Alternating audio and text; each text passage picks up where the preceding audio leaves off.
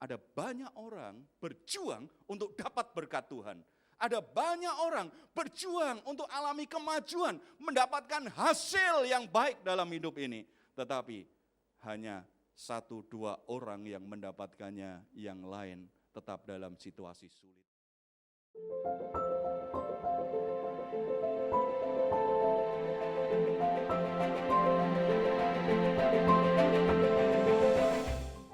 Salam, saudara-saudara yang dikasihi Tuhan, pernah tidak saudara mengalami satu situasi di mana saudara punya masalah dan saudara sudah coba mendekatkan diri kepada Tuhan, sudah mencoba lakukan sesuatu, ternyata saudara mengalami kesulitan untuk bisa keluar dari situasi itu.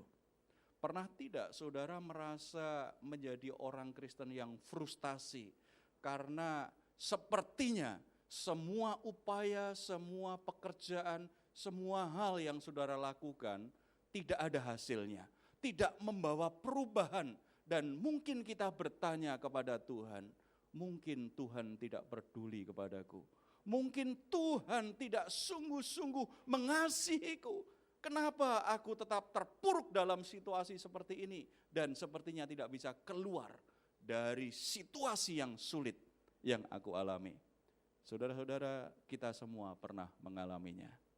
Menjadi orang Kristen, saat tertentu kita menjadi kecewa, kita menjadi putus asa, kita menjadi frustasi, dan kita mulai mempertanyakan Tuhan. Sepertinya Tuhan gak sungguh-sungguh peduli nih sama aku. Bahkan ada sebagian orang Kristen menjadi marah dengan Tuhan karena berpikir Tuhan tidak adil kepadaku. Saudara-saudara, pagi hari ini saya ingin mengajak kita semua untuk melihat bagaimana kasih karunia Tuhan menghampiri kita supaya kita menemukan jawaban dari situasi yang sepertinya tidak bisa kita ubah lagi. Mari kita buka Alkitab kita dari Yohanes pasal yang ke-5. Yohanes pasal yang ke-5.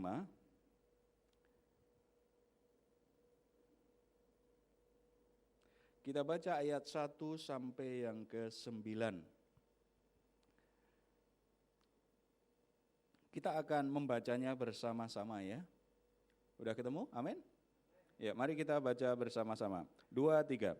Sesudah itu ada hari raya orang Yahudi dan Yesus berangkat ke Yerusalem. Di Yerusalem dekat pintu gerbang domba ada sebuah kolam yang dalam bahasa Ibrani disebut Betesda. Ada 5 serambinya, dan di serambi-serambi itu berbaring sejumlah besar orang sakit, orang-orang buta, orang-orang timpang, dan orang-orang lumpuh yang menantikan guncangan air dalam kolam itu.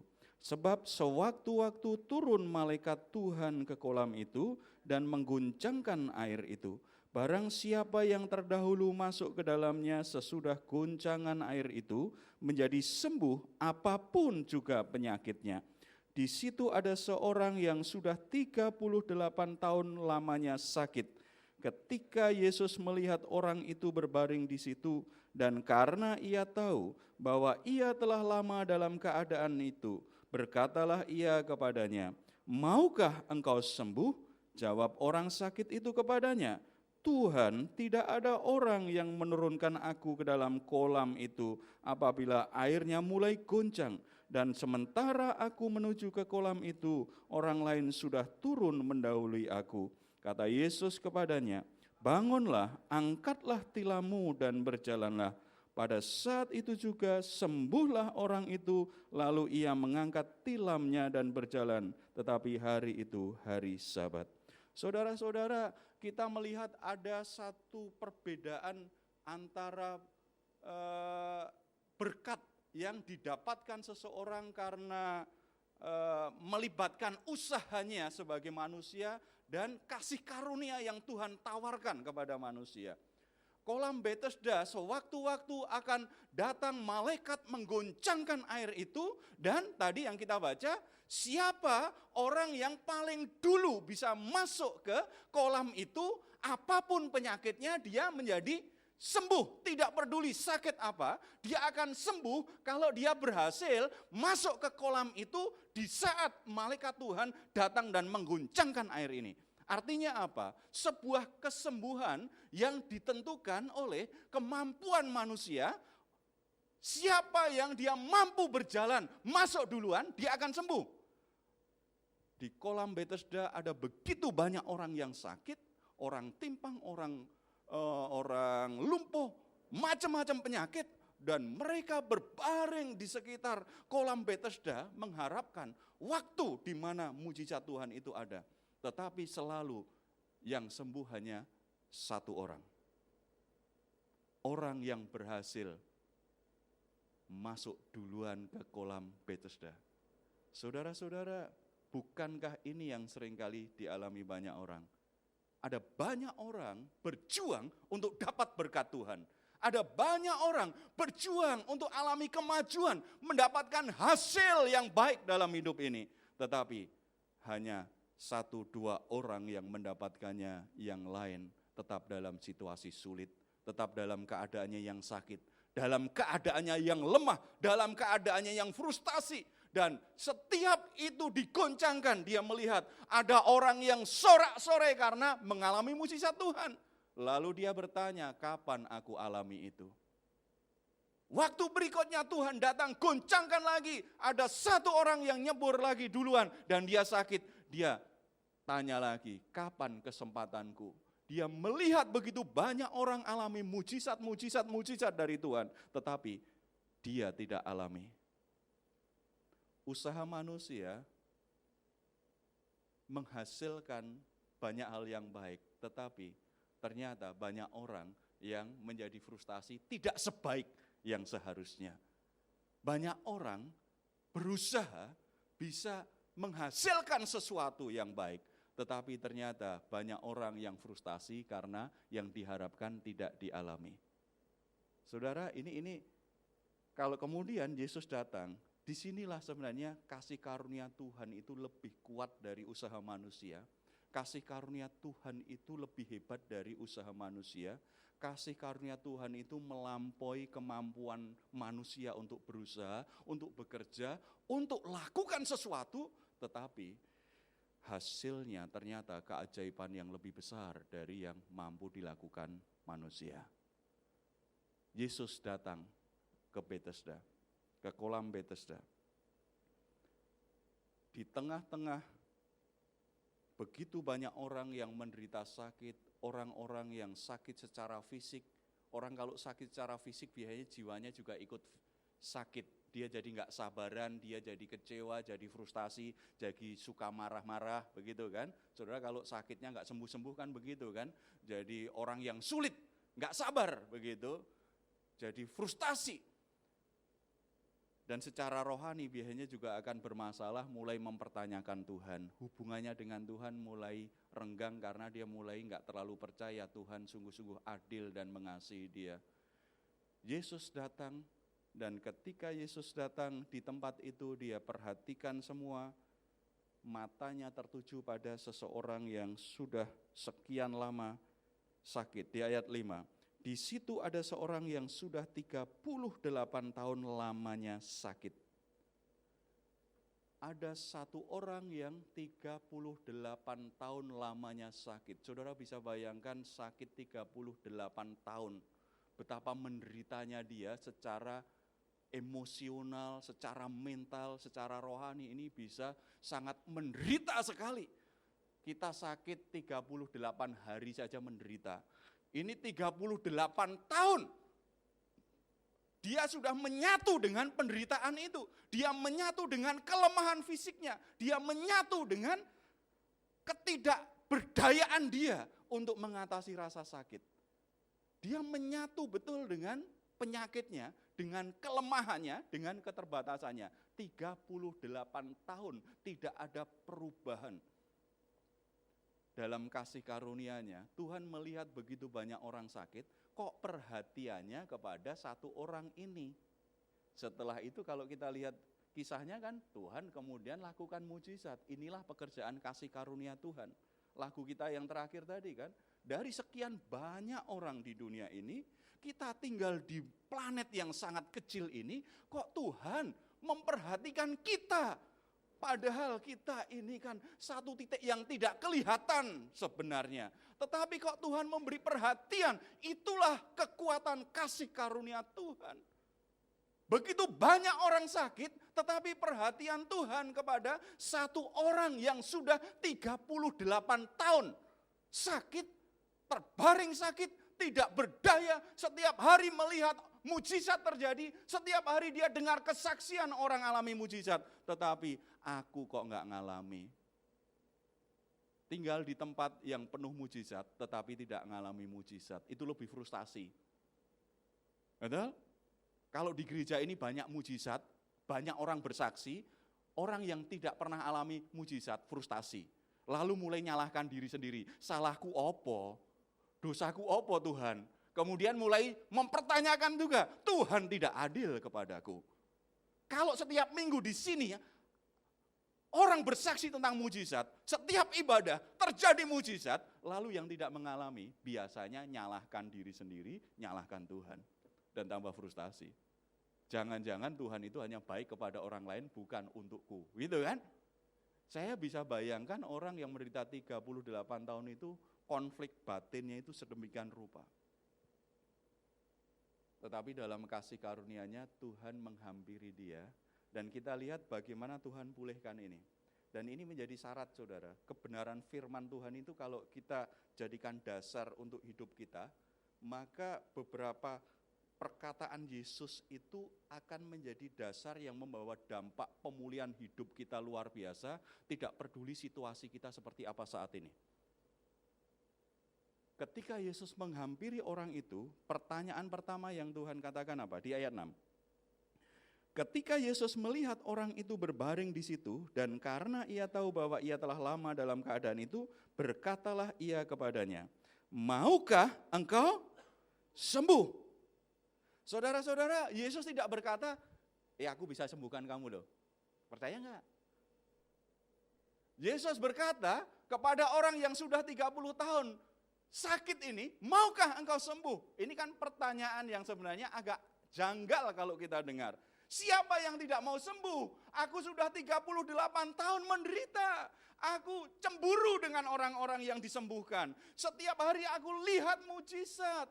Aku ada di kolam Bethesda ini karena aku ingin sembuh. Kok Tuhan tanyakan, maukah engkau sembuh? Sesungguhnya ini pertanyaan Tuhan kepada kita semua, saudara.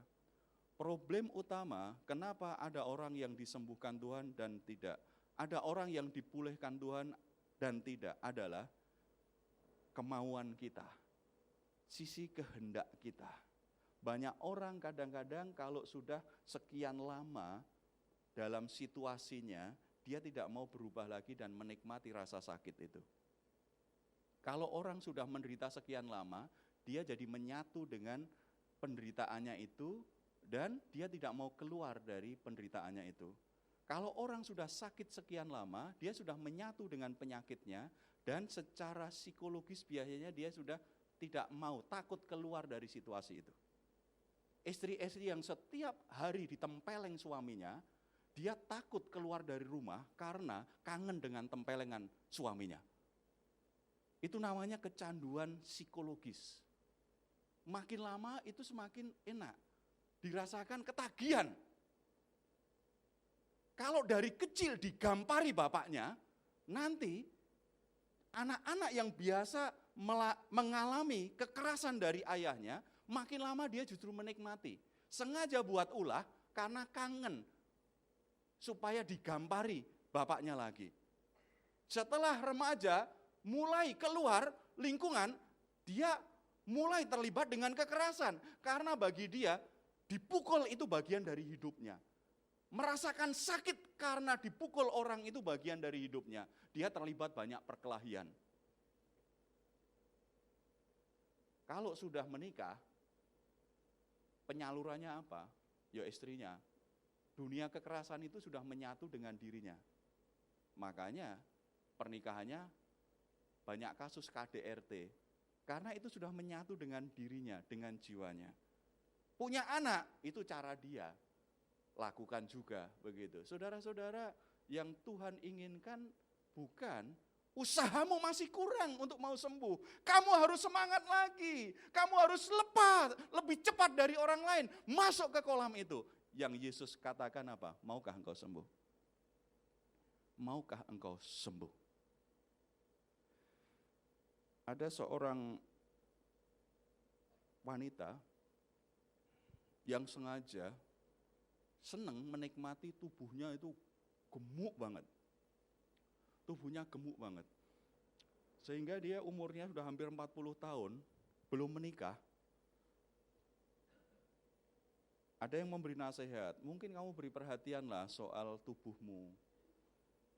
Gitu. Memang ada laki-laki yang senang dengan wanita gemuk begitu, tapi rata-rata laki-laki kan senang dengan yang tidak terlalu gemuk atau tidak gemuk, misalnya begitu. Tetapi wanita tadi tidak mau peduli. Dia tetap aja, pola makannya dia tetap.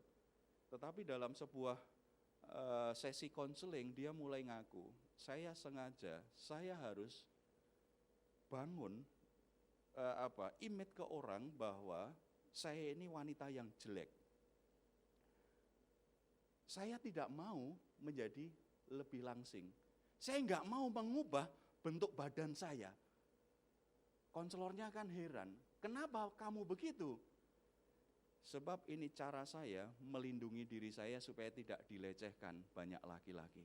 Loh, apa hubungannya badan gemuk dengan perlindungan terhadap pelecehan?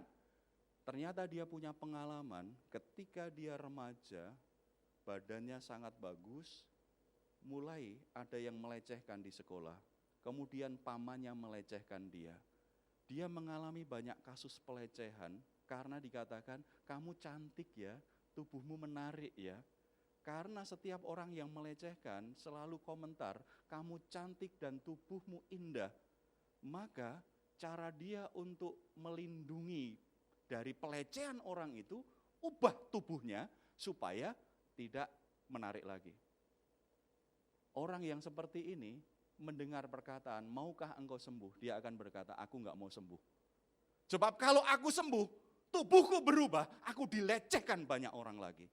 Orang yang mengalami luka secara emosional, itu akhirnya cari perlindungan dengan sesuatu walaupun buruk, walaupun itu enggak baik, walaupun enggak positif, karena dia takut keluar dari situasi yang membuat dia mungkin merasa disakiti lagi oleh orang lain. Tidak mau sembuh. Kemungkinan besar orang yang sudah 38 tahun sakit ini, dia sudah menikmati. Tilamnya, tikarnya itu bagian hidupnya. Dia duduk-duduk terus, nyaman kan? Bagi Yesus, penyakit orang yang sakit ini kemudian jadi sakit jiwanya. Sakit jiwa namanya. Sakit cara psikologis itu kan sakit jiwa sebenarnya. Cuma kalau orang Indonesia bilang sakit jiwa dipikir gila kan? Iya kan? Ya, kalau saudara stres, itu kan sakit jiwa itu. Iya kan? Kalau saudara hari ini datang agak sedih, itu sakit jiwa itu. Jiwamu sakit sebenarnya kan? Saudara datang di sana agak gemes dengan istri, gemes dengan suami, jengkel gitu. Saudara kan lagi sakit jiwamu, gitu kan? Orang ini menderita sakit 38 tahun, akhirnya tidak hanya fisiknya yang sakit, jiwanya menjadi sakit. Jiwa yang sakit itu bisa sembuh dimulai dari apa? Dia membuat sebuah keputusan bagi dirinya sendiri untuk berubah. Makanya yang ditanya Yesus apa? Maukah engkau sembuh? Saudara-saudara enggak tahu, saudara datang di tempat ini sebagai orang sakit jiwa atau orang sehat. Jiwamu sakit atau sehat. Dan kita semua pasti enggak mengakui kita lagi sakit jiwa kita. Coba sebelahnya tanyakan, kamu sakit jiwa enggak hari ini?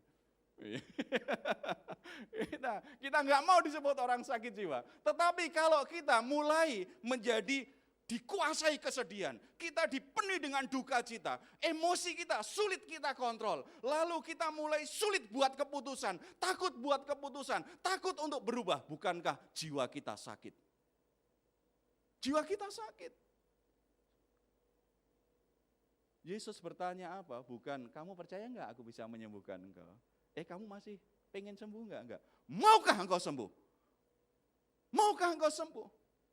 Saudara, situasi apa yang membuat saudara sebenarnya harus berubah? Dan selama ini saudara takut untuk berubah. Menjadi zona nyaman. Zona nyaman itu tidak selalu sesuatu yang enak. Sesuatu yang menderita itu kadang-kadang jadi zona nyaman, kita keluar, takut keluar dari situasi itu. Jadi kita itu sudah merasa menyatu dengan sakit, dengan penderitaan, dengan keburukan, begitu kan. Tuhan hanya berkata, maukah engkau sembuh? Maukah engkau sembuh? Kalau kita mau, kita seringkali berdalih seperti orang itu. Tidak ada yang bantu saya Tuhan. Saya begitu air digoncangkan, saya mau nyemplung di kolam itu kedahuluan orang lain. Orang lain lebih baik dari saya. Orang lain tidak peduli saya. Orang lain tidak mau membantu saya. Banyak orang tidak bisa berubah hidupnya karena bergantung apa yang dilakukan orang lain. Bergantung bagaimana pertolongan orang lain. Tuhan ingin mengubah sikap hati kita. Kesembuhan itu, pemulihan itu, perubahan hidup itu dimulai dari kehendakmu. Mau berubah enggak kamu? Mau berubah enggak kamu? Aku datang membawa kasih karunia kepadamu, tetapi kamu mau berubah atau tidak?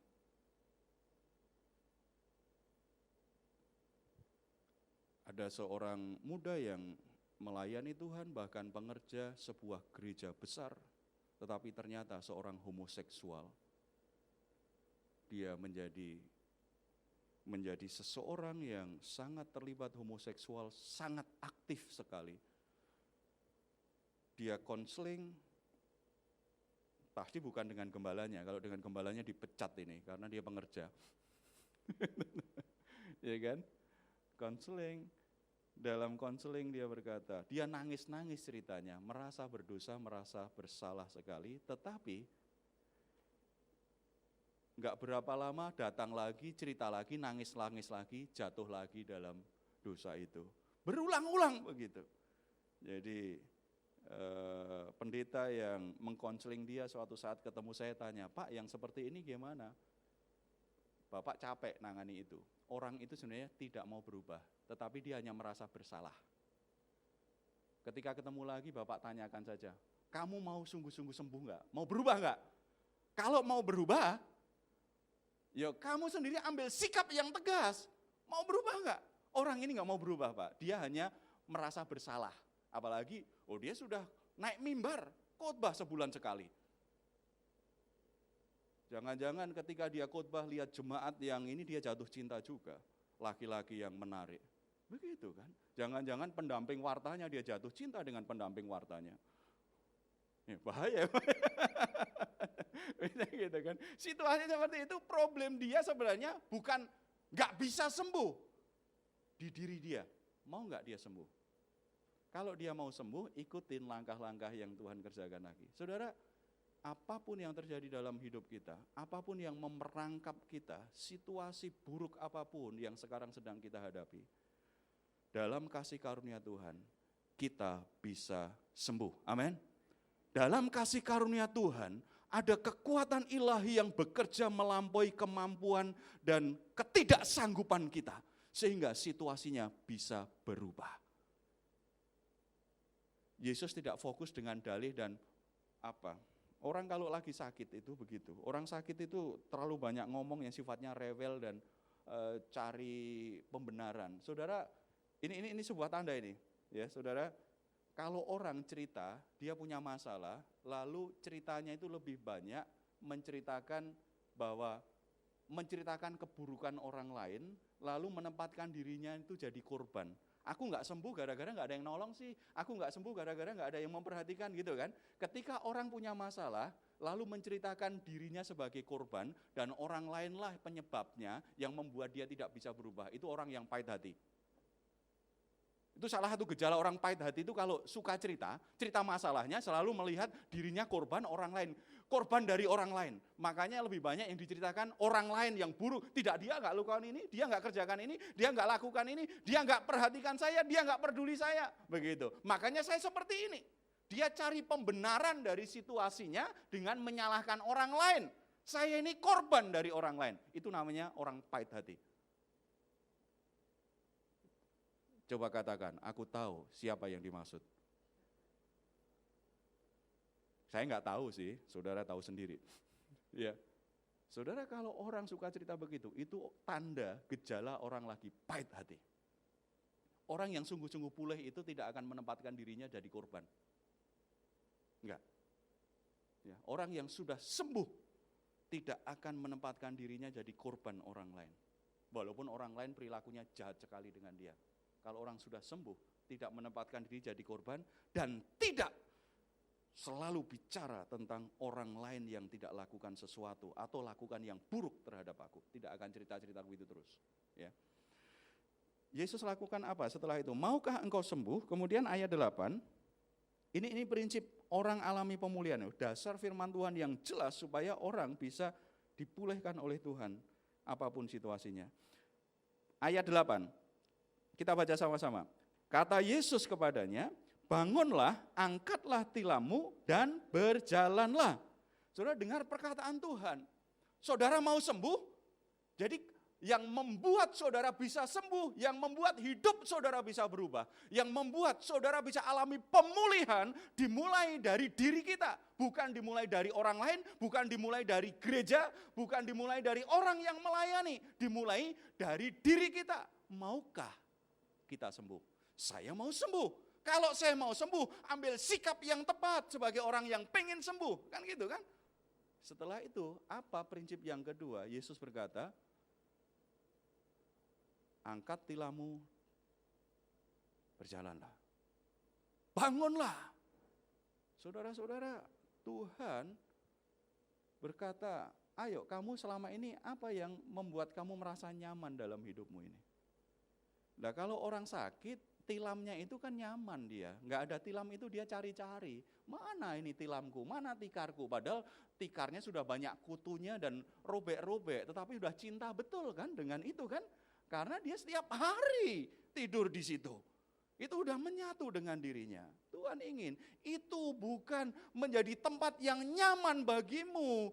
Ayo gulung, angkat.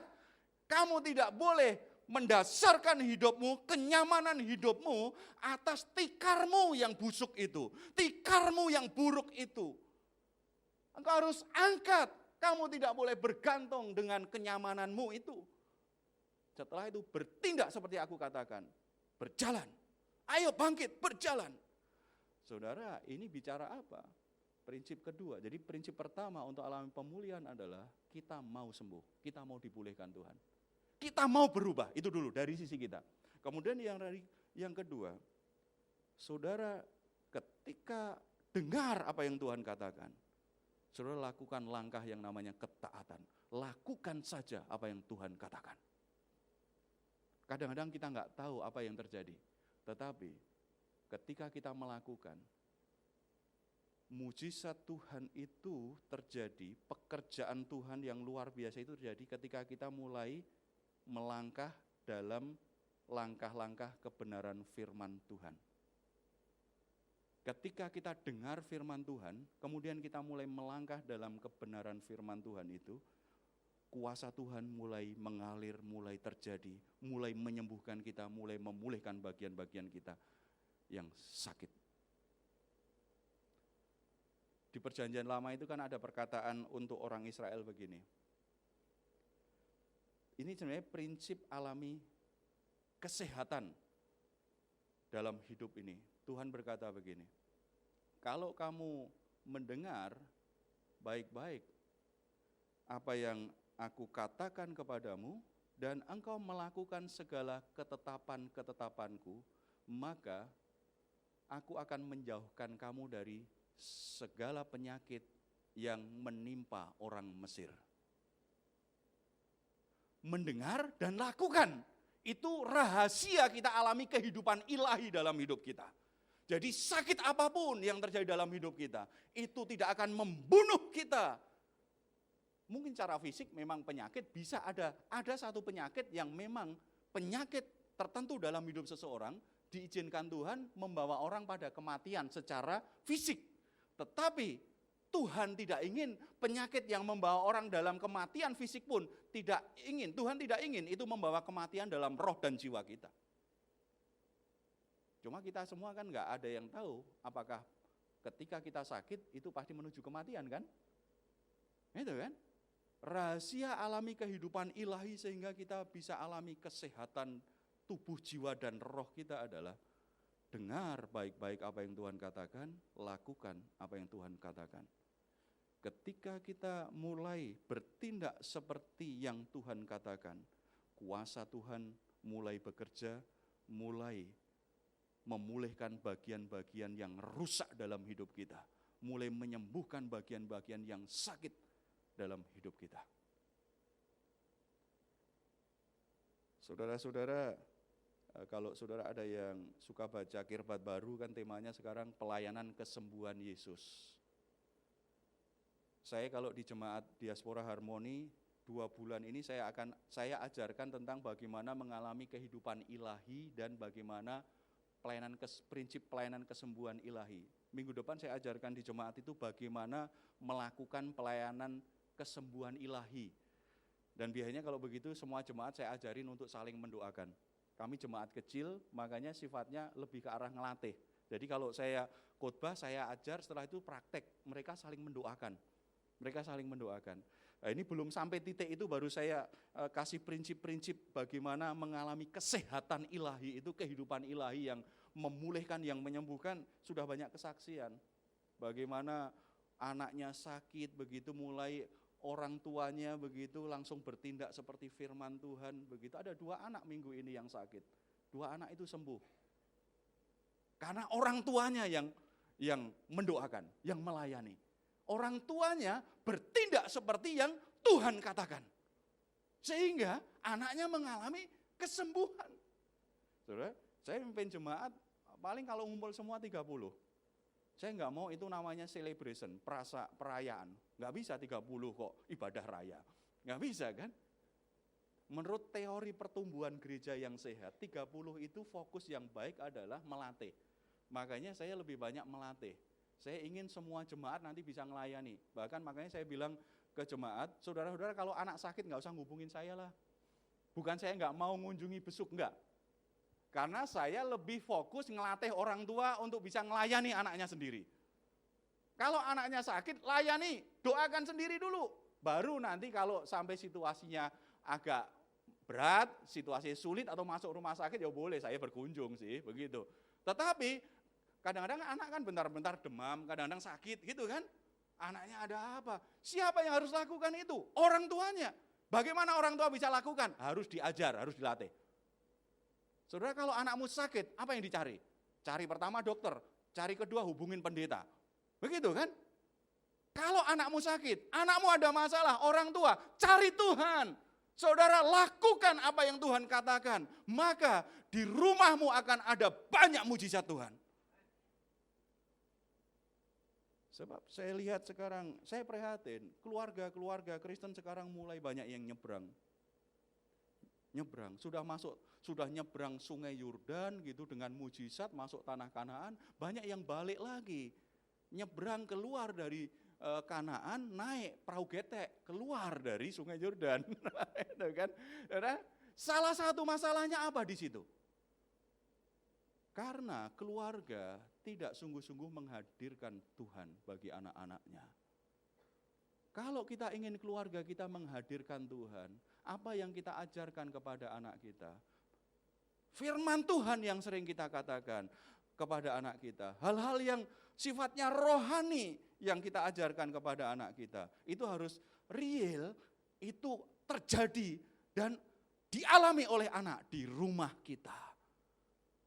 Kalau kita mendengar dan melakukan apa yang jadi ketetapan Tuhan bagi kita, ada banyak kesembuhan, banyak pemulihan terjadi, termasuk di rumah kita, saudara.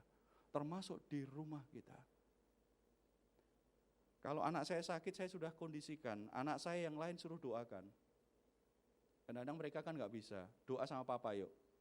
Bukan karena saya pendeta loh, karena saya keluarga yang percaya Tuhan.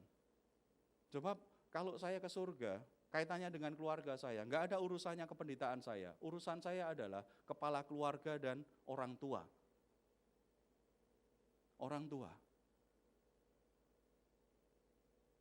Dan ketika habis doa nggak berapa lama mulai ada perubahan. Saya teguhkan iman anak saya. Kamu sembuhkan karena kita berdoa, Tuhan mulai bekerja, Tuhan memberkati. Termasuk memberkati, kalau memang minum obat, obatnya ini diberkati Tuhan, ini yang menyembuhkan kamu. Iman anak akan lebih tumbuh dengan baik. Ya. Tumbuh akan baik karena real, ketetapan-ketetapan Tuhan dilakukan. Saya tadi ke sini berangkat naik taksi. Orang Batak, Pak, yang sopir taksi. Saya tanya dia, saya suka pancing-pancing dengan hal yang umum gitu. Pak, kenapa ya sekarang orang Batak kok banyak yang jadi mualaf ya Pak ya? Dia bilang, saya dulu juga gitu Pak. Saya 8 tahun loh tinggalkan kekristenan. Saya mulai ngobrol apa yang membuat orang kok jadi tinggalkan. Kan dari kecil aja orang Batak lahir nggak nangis, lahir itu langsung nyanyi haleluya 12 kali kan orang Batak itu. Lahir itu langsung memuji Tuhan gitu kan, ngigonya aja rohani. Karena dari kecil gitu kan. Ya, dia mulai cerita, kenapa dia akan tinggalkan Tuhan. 8 tahun loh, sampai masuk pesantren loh. Siapa yang sembuhkan sakit rohaninya? Seorang ibu loh. Bukan pendeta, seorang dokter. Dia ketemu ibu ini menyembuhkan. Artinya Tuhan kan bisa kan? Nggak bisa banyak cerita, ibu ini sering bawain bapak ini buku-buku rohani. Yang dia tahu bapak ini ada masalah tentang apa sih? Dia bawakan buku jawaban, jadi jawaban kan? Tentang apa yang membuat dia akhirnya tinggalkan Tuhan. Nah, kebetulan bapak ini suka baca buku, dikasih buku cocok. Kalau orang nggak suka baca buku, kita ingin layani dia, kita kasih buku, wah itu bisa jadi ganjel lemari. Atau dijual ke pemulung itu, iya kan? Jadi harus sesuai yang cocok lah dengan orang itu. Ya, kalau orang nggak suka baca, jangan kasih buku, rugi itu. Gitu ya. Kasih yang lain lah, yang lebih cocok, dia seneng apa, misalnya begitu kan. Akhirnya, dia mulai belajar firman Tuhan dari buku-buku yang diberikan ibu tadi, dia sendiri hatinya akhirnya kembali kepada Tuhan. Aku temukan apa yang aku cari-cari, rohaninya sembuh, jiwanya sembuh. Jadi walaupun dia sopir taksi, setiap minggu dia pasti ibadah. Pak, walaupun saya sibuk, saya pasti sempatkan. Saya ibadah jam berapa, begitu. Kira-kira dia sudah bisa, kemanapun dia akhirnya cari Tuhan. Orang sembuh. Saudara, ketika kita lakukan, kita dengar firman Tuhan dan mulai hidup dalam ketetapan Tuhan, kuasa Tuhan mulai terjadi. Kuasa Tuhan mulai terjadi. Enggak tahu saya pernah cerita enggak ya, saya pernah ajar jemaat itu, saya paling usil tentang peranan Bapak Ibu gitu. Makanya kalau saya khotbah banyak nyinggung soal Bapak Ibu. Mudah-mudahan saudara tersinggung, tapi bertobat setelah itu. Ya. Saya khotbahkan bagaimana Bapak sebagai seorang imam, seorang Bapak. Jadi didikan rohani untuk anak-anak tidak boleh yang banyak, yang paling aktif itu ibunya, harus bapaknya. Siapa yang ngajarin anaknya berdoa pertama kali? Harus bapaknya. Siapa yang ngajarin anaknya untuk mengerti firman Tuhan? Bapaknya. Siapa yang memberi semangat kepada anak-anaknya untuk menghargai ibadah? Bapaknya. Siapa yang memberi teladan bagaimana hidup dalam kasih mengasihi Tuhan dan hidup dalam ketetapan Tuhan? Bapaknya. Dan kalau anaknya, kembali yang sakit tadi, kalau Anda masalah, bapaknya harus bentar-bentar datang. Nak, papa mau berdoa untuk kamu.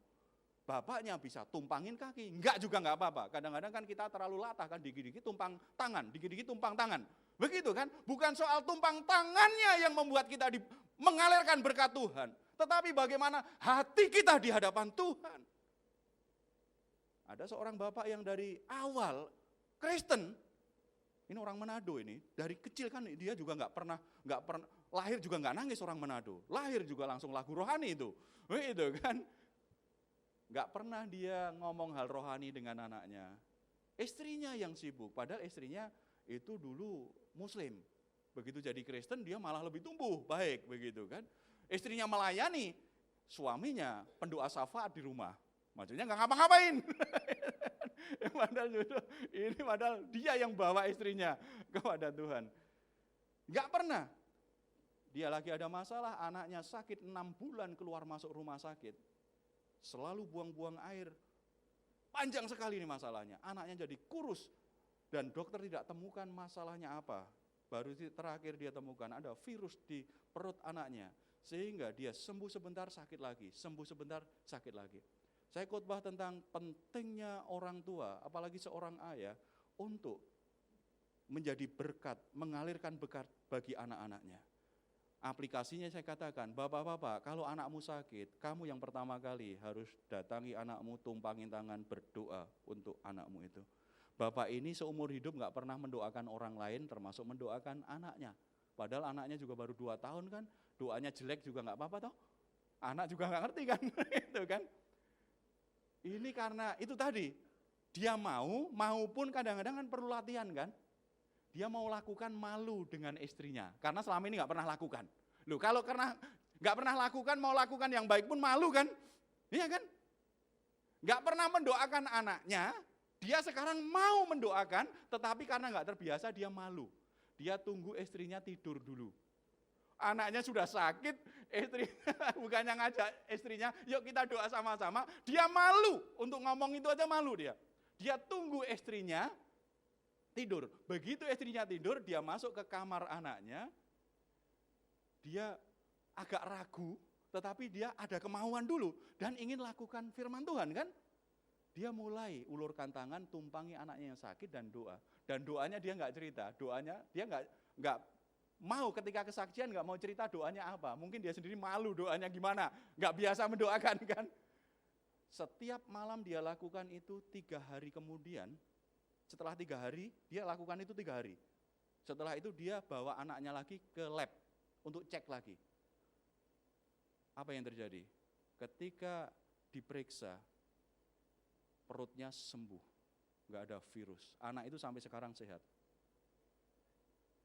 Ada seorang bapak yang mau terjadi perubahan untuk anaknya, dan dia dengar firman Tuhan, dia lakukan ketetapan Tuhan itu, kuasa Tuhan terjadi. Hari Minggunya dia cerita saya, kalau gitu bapak kesaksian. Ya nggak mau, orang dia nggak mau, saya dorong-dorong akhirnya mau. Tapi begitu dia maju, istrinya yang stres. Dia ngapain itu maju ke depan itu? Jangan-jangan buat malu aja. Jadi ibu-ibu kalau suami mau berubah juga, beri kesempatan. Dia cerita gitu. Saya supaya aman saya bilang gitu. Ya udah gini saja Pak, kalau misalnya agak susah, saya wawancarai saja. Tetapi awal-awal saya wawancarai, begitu cerita panjang juga dia. Karena dia kan mengalami kan.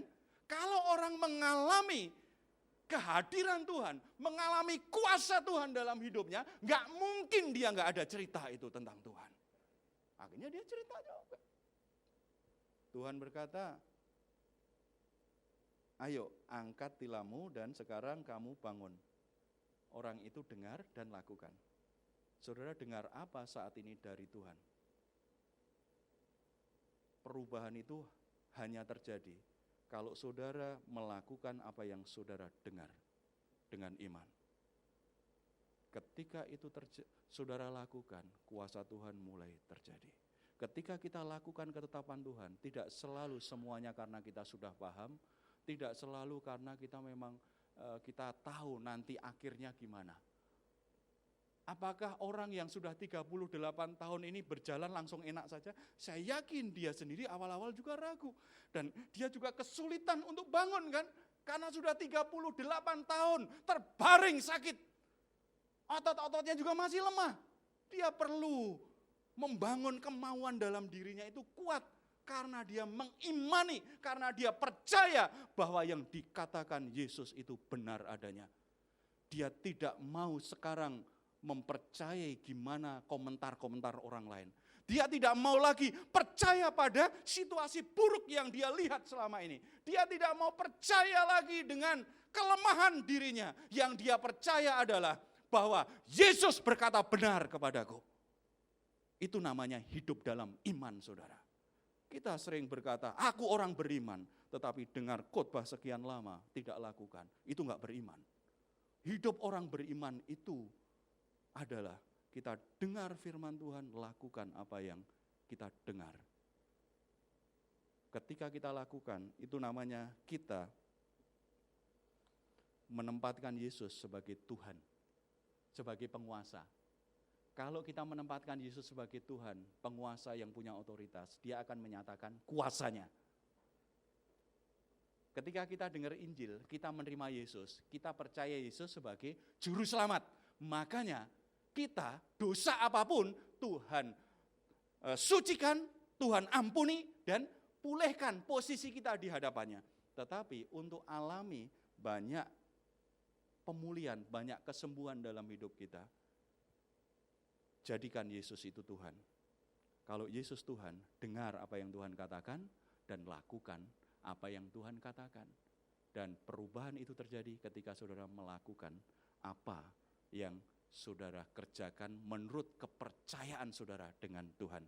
Karena Tuhan berkata apa? Terjadi seperti yang engkau percayai. Terjadi sesuai dengan imanmu. Saudara mau percaya apa kepada Tuhan hari ini? Supaya hidupmu bisa berubah. Mulai hidup di dalamnya. Apakah engkau mau sembuh? Kalau mau, dengar kata Tuhan dan lakukan apa yang Tuhan katakan. Kuasa Tuhan akan terjadi. Amin.